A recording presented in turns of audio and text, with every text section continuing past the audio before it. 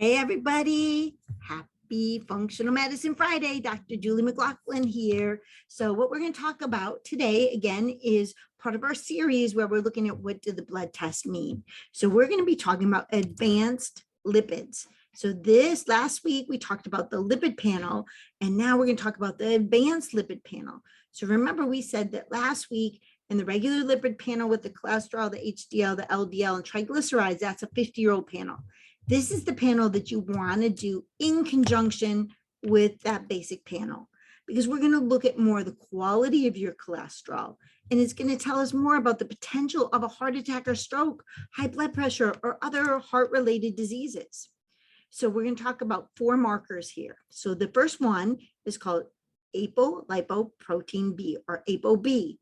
And what this is, it tells us how sticky the bad cholesterol is, or your LDL cholesterol. So again, you're going to do your basic lipid panel, and you're going to do these tests along with it if you really want to take that deep dive on knowing what your heart disease is and how you can prevent it. So with the ApoB, we want the range to be less than 80. The next marker is called SDLDL, small dense LDL. Sometimes they call it super dangerous LDL. So this tells us about the size of our bad cholesterol. So if we have big fluffy cholesterol, it's easy to clean up. But if we have little tiny ones like sand, that's really hard. It gets into the lining of our blood vessels, and that's what causes plaque. The next marker is called ApoA1, or apolipoprotein A1. And so think of the A being good, A on your report cards, it goes with your good cholesterol, your HDL. So that tells us about the quality of your good cholesterol and how hard that HDL is working. Sometimes HDL can be really deceiving, because you could have a nice high number and think, oh, my HDL is good, I'm nice and protected. But if they're not working very efficiently, then we know it's going to be a problem. Just like you could have workers, but they could be really lazy. So it's not going to do you any good. So that's the same thing with our HDLs. Just because you have a lot of HDLs doesn't mean they're all good workers. The last one in this advanced part of the panel is called LP little a. And LP little a levels are inherited. And it's again linked with the LDL, the bad cholesterol, but they're not associated with diet or exercise or obesity. This is an inherited type thing. And statin drugs do not lower this.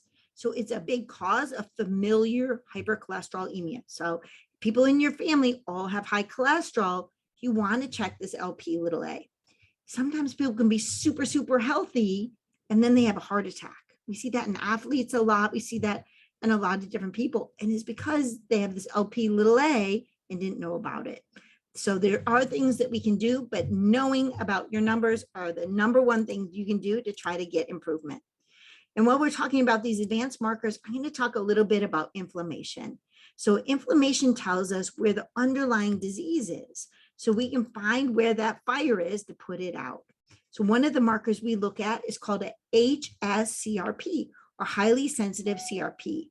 This is a highly sensitive marker, and it tells us about cardiac inflammation, or inflammation that's outside of your circulatory system. So we want it less than 1. If it's up to 3 and around 3, then we know you got a lot of inflammation in your cardiac system. So it's going to affect your heart disease. If it's above 3 and it's really high, we know it's not in your cardiovascular system. Maybe you got a sprained ankle, or maybe you have some other inflammation going on in your gut, or something like that. So we always want to know where your inflammation is.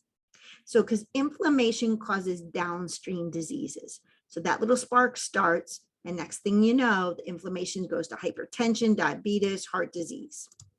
So remember, the only solution for a lifestyle problem is a lifestyle solution. And what gets measured, get managed.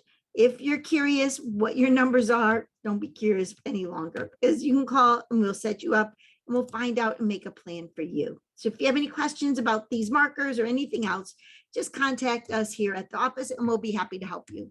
That's it. Next week, we're going to be talking about the metabolic panel. That's about blood sugar and diabetes. So be sure to check it out. Talk to you soon. Bye-bye.